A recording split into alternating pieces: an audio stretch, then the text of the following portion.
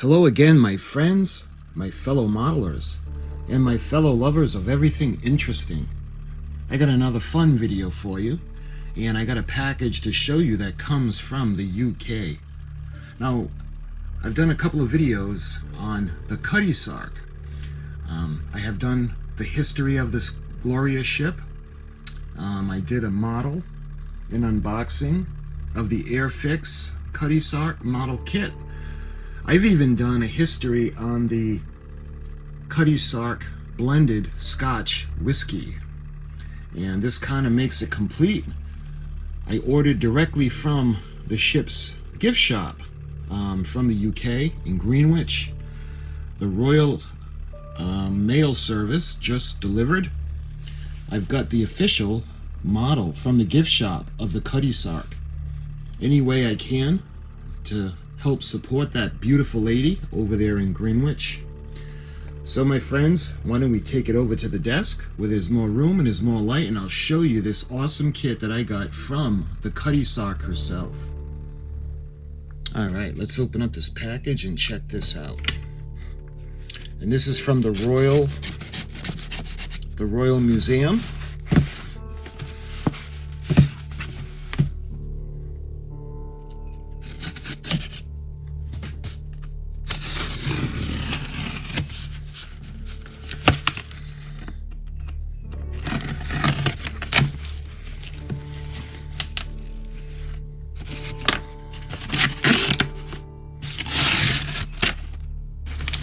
And we got the packing slip.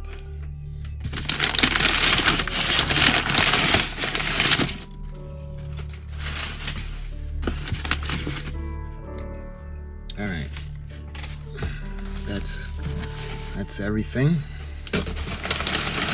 Okay. Now, when I ordered this, they had three versions. They had the mini. They had the medium. Well, actually, they had the medium, the small, and the mini. And I wanted the biggest one that they had, but the medium they were actually sold out of. So I ended up getting the small one. You can see the small, and you can see the barcode number on it. And this is 14191. And the box is plain other than that. So let's go ahead and we'll open it up. Oh, look at that. And this comes right from the Royal Museum, from the gift shop of the Cutty Sark herself. I'm going to carefully take this out.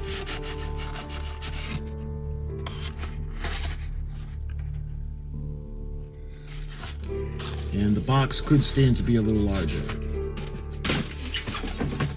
Alright, let's take a look at this lovely model. And right off the bat, it has that museum kind of sailing. I gave you guys a, well, I did a model of the Mayflower, and I had taken one of these kits that was from the museum gift shop, and I kind of altered it to make it look a little more realistic. And they had the same kind of sails with the stripes, and it had the same kind of the anchors as well. And these are not the anchors that the Cutty Sark has on her. But still, this is larger than I thought it would be, so that's pretty nice. And I'll put the link in the description if you guys want to pick one up. But it's pretty cool. Here's the rudder. And that's really what made her famous, was the rudder. When she was coming around the southern tip of Africa, they ended up losing the rudder, and they ended up fixing it at sea. There was a stowaway on board, and he was around. He actually showed the crew how to make a forge on deck, and that really helped. And they were able to change the rudder at sea. You can see the British flag in the back. And you can see the rigging and the crow's nest. See, this one has a little bit more of the the depiction is a little more accurate than the Mayflower. The one at the gift shop for the Mayflower really looked nothing like the ship at all. And although this one isn't totally accurate, it does have a lot more similarities to the actual ship than the Mayflower did. Right up to the masts. They're white, and you can see the platforms. I don't know what they're called. They're not crow's nests. I'm not quite sure what the platforms are, but... And you can see they have 5 sails on the main mast, where the Cutty Sark actually has 6 sails on her main mast. And 5 on either side. And you can see the mizzen mast. Again, it's a little more realistic than the Mayflower. And I'm just referring to the Mayflower because that's really the only reference point that I have. Let me show you that beautiful dark rich brown that the ship is painted in, and it's got the copper on the bottom that actually has the shielding or the plating. So the differences between that and the Mayflower, you can see the box. I had gotten this as a kit at the actual Mayflower in Plymouth, Massachusetts, at the gift shop, and you can see how the sails are the same with those kind of stripes on them, and you can see the anchor and the base.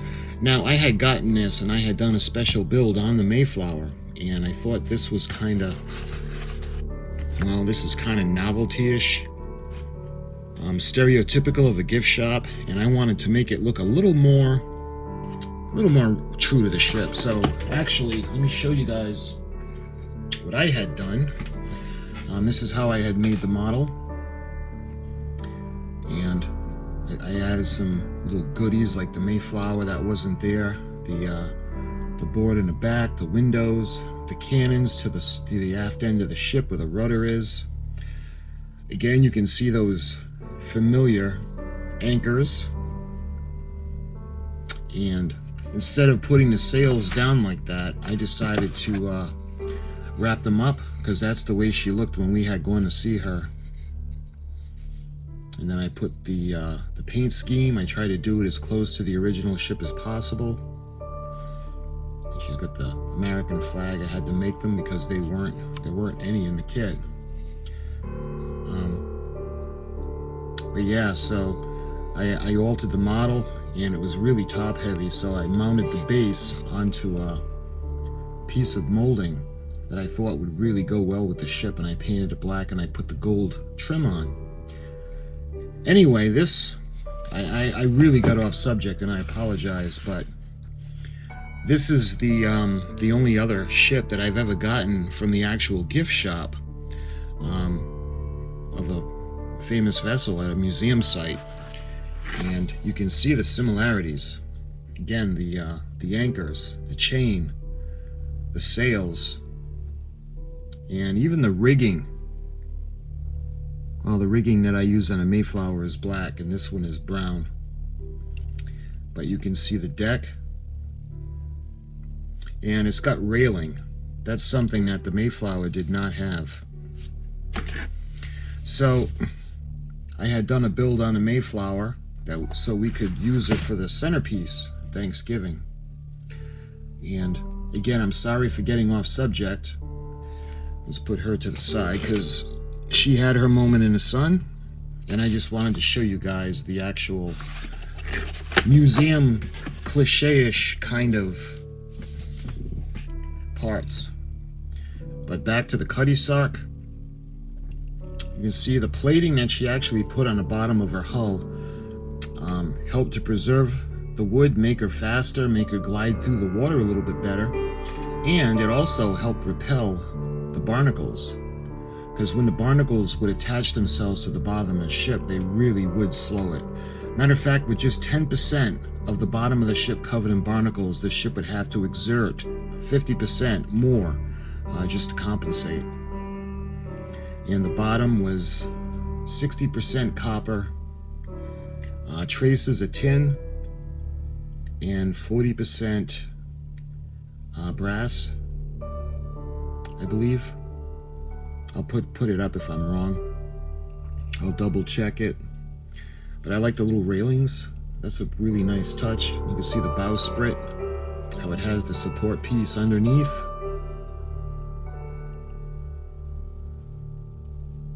And she really is a beautiful lady.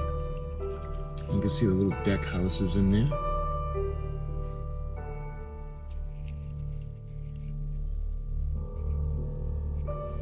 And these were built for speed. The Cutty Sark was built initially for the tea trade.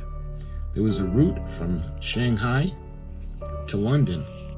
So she would come from China with as much as 400 tons of tea, and she would glide her way to England.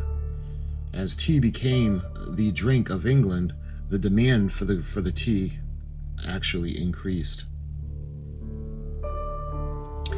Incidentally, you guys, it's the same base. I just noticed that.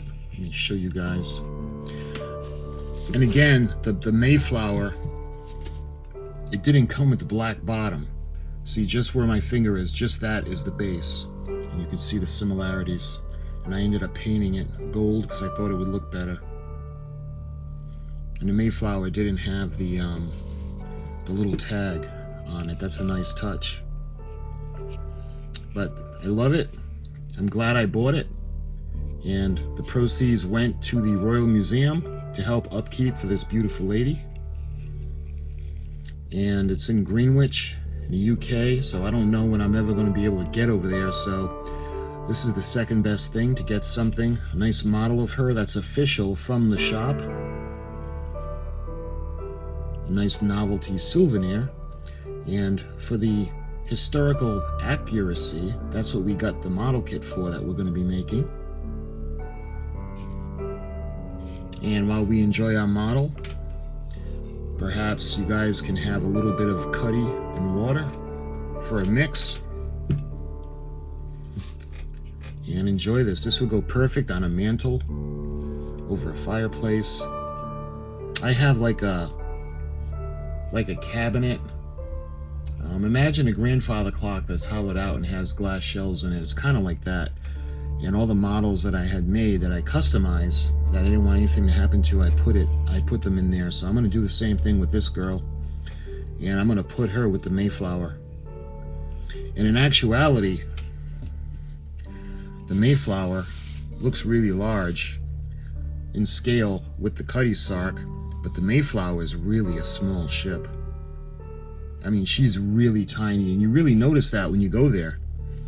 You know, you're looking around in port and you see this little boat. I'm like, wow, it's uncanny on how small it is when you're going through the ship. Whereas the Cutty Sark is really a lot bigger, a lot more graceful, and certainly a lot faster. After her trade with the tea, she ended up switching gears, and she would switch trays from going from the tea route to the wool route. So she, instead of coming from Shanghai to London, she would go from Australia to London with wool. And she could put nearly 5,000 bales of wool into her hull. And she kind of rediscovered herself.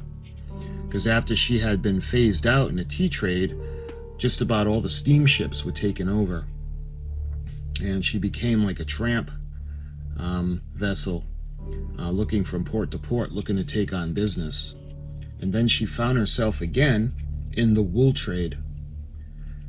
And she ended up getting bought and flew. There was a Portuguese flag flown on her for around 27 years or so. And then she was purchased and donated to the Royal Navy, where she was a training vessel.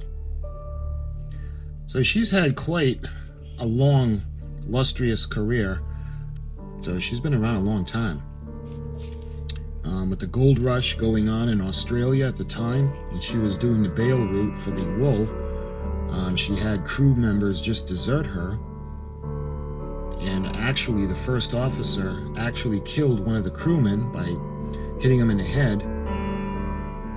And, well, There's actually a plaque on the ship that commemorates the spot that it happened, but the captain let the first mate go. He aided in his escape. Then he realized what he did was wrong, and he ended up taking his own life by jumping overboard. So there are a lot of different stories and historical accounts on what happened to this ship. She's been through a lot. She's old.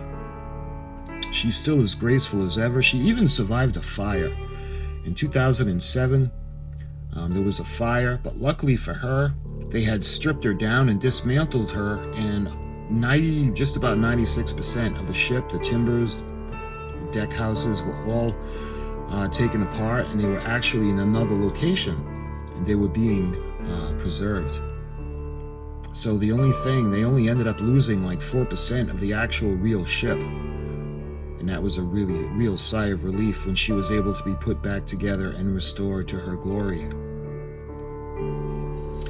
It came to pass that it was a dust remover that actually overheated and caused the fire over the weekend. But my friends, this is the official Cutty Sark model, direct from the Royal Museum in London, the gift shop of the Cutty Sark herself. And if I were fortunate enough to go there, I most certainly, without a doubt, be picking up one of these at the gift shop as we left. And this is the small one. I'd love to have gotten the medium one. I wonder how large that one would be.